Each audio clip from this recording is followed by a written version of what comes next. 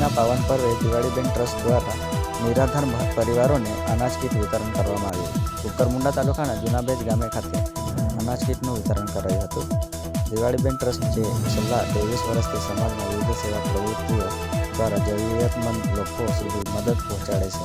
આ ટ્રસ્ટી હોળીના પવિત્ર અવસરે ગત રોજ તાપી જિલ્લાના કુકરમુંડા તાલુકાના જૂનાબેજ ગામમાં 63 નિર્ધાર વૃદ્ધ અને ઘર વિહોણા પરિવારો માટે અનાજ કીટ વિતરણનું આયોજન કરવામાં આવ્યું હતું.